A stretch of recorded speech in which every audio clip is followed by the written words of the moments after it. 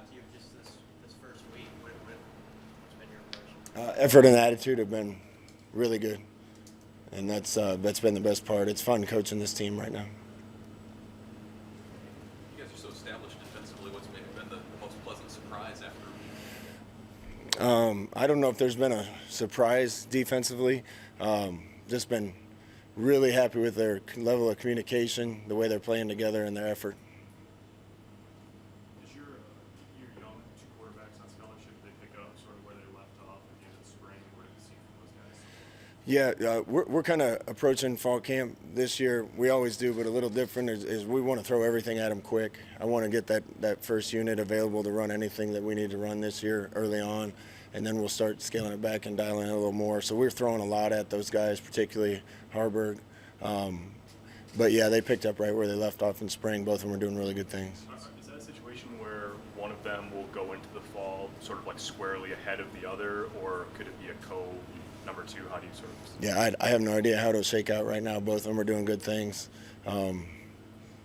Whatever decision we make for game one might not be the decision for game two. So we're going to keep bringing them both along. Matt Lubick mentioned that Marquis was maybe a little ahead of schedule on his comeback from the injury. Now that you've got the pads on, or that you put him on yesterday, what's your view on where he's at? I've been pleasantly surprised. Yeah, asked about surprises with his Marquis Stepp's project progress.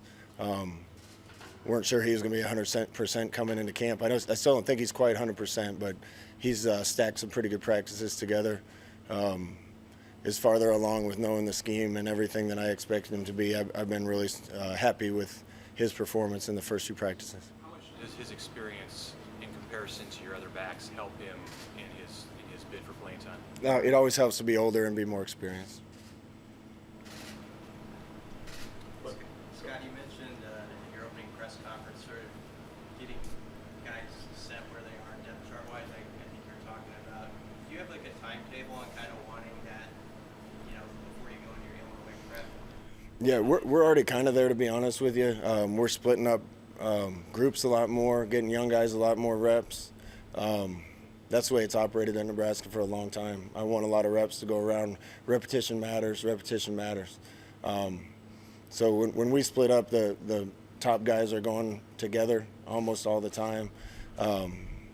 Most positions, I think, are pretty solidified with who we think it's going to be. There's some others that are up for grabs, and we'll keep giving guys chances. When will you guys kind of have a major scrimmage where you roll it out? We're going to have one scrimmage 2 days from now. I don't think that'll be our major scrimmage of the fall. We'll probably have that one be a little shorter, have one probably the next week that's a little longer, and then turn our attention to first game. It's sort of a general question, but as a play caller, when do you really know in the run game that you're starting to lean on somebody? And last year, were there times where you felt like you were getting pretty close to being able to do that consistently? Yeah, we did a lot of statistical analysis in the offseason, and I think we were second in the league in rushing, second in the league in efficiency per play, and near the bottom of the league in points per drive. I think some of that was the defenses we played were really good, and I give them a ton of credit. This is a good league with a lot of good coaches. But I think that discrepancy largely is just mistakes that we made ourselves, negative plays, turnovers, bad snaps, penalties. That's where our focus is entirely as an organization, as a team. I want a team that never beats itself and plays tough. Xavier Betts was pretty candid with us the other day about how he didn't get the most out of his spring that he wanted personally, but he feels like he's stepping it up. What have you seen out of him, and where does he need to go? Now, if he said that, I think he was being humble. He had a great spring. He's having a really good fall, playing at the highest level I've seen him play at since I've been coaching him. Being quarterback in Nebraska is tough. There's a lot of criticism and praise and everything that goes along with it, and I've said this a bunch, but he's in a really good spot. Going out there and working hard every day and getting better every day. You have 8 or 9 receivers, it looks like. What will the challenges be to kind of size that down and figure out how you play the guys in the right situations and spots? Yeah, I feel good about the receiver group. There's a lot of competition there to get in, the top 6. I imagine 6 are going to play for the most part. A couple other guys might sprinkle in, but it's going to be 6, and we're still trying to figure out who those guys are exactly. But there's a lot of guys that I think we can rely on to go in the game right now and make plays.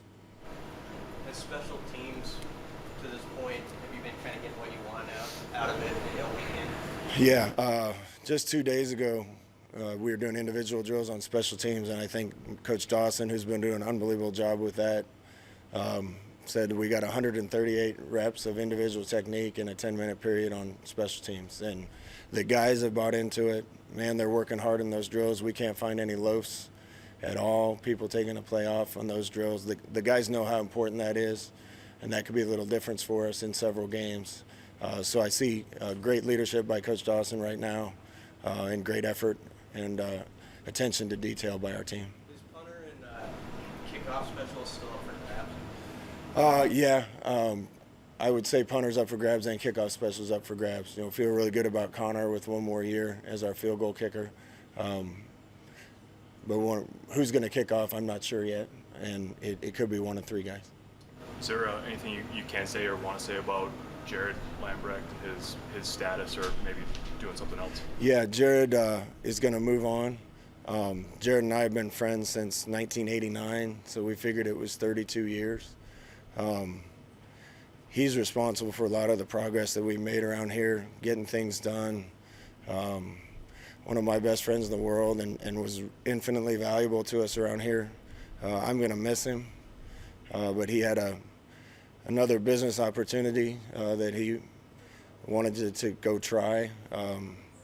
He loves these players dearly too, and the guys know that.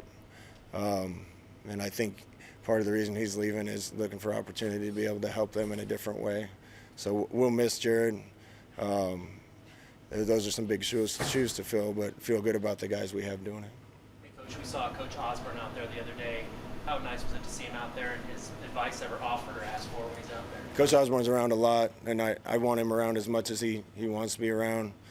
Coach Darlington's been out there. I saw Tony Samuel already this fall. We're a Husker family, and certainly Coach Osborne has been the leader of that for a long time, and we love it every time he's out there. But it's also good to see all the other guys. Adam True is at practice today.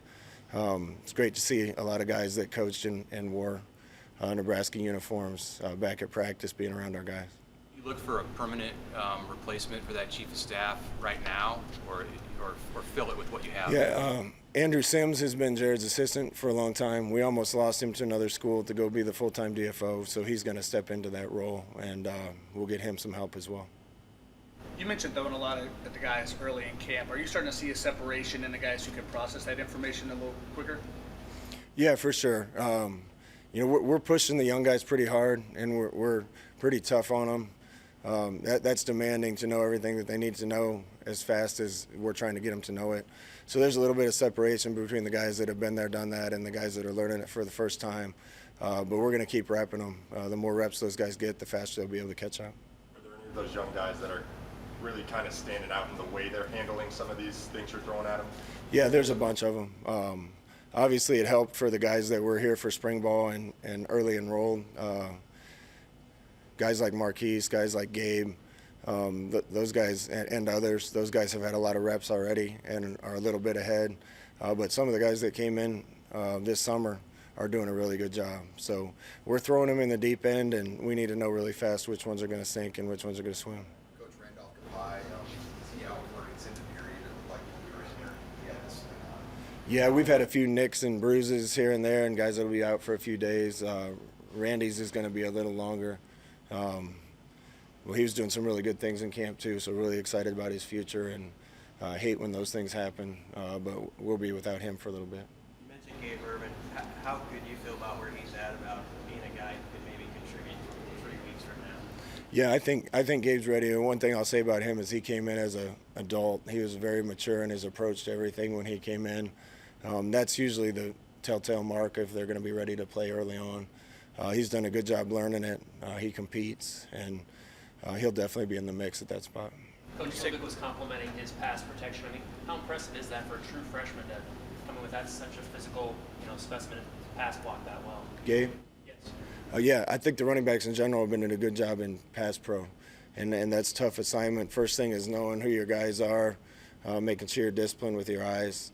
But part of it too is just being willing to stick your nose in and get the job done. we got some bigger backs now that are more capable of that, and I've been pleased with all their jobs with pass protection. Thanks. Thank you, fellas. Thank you.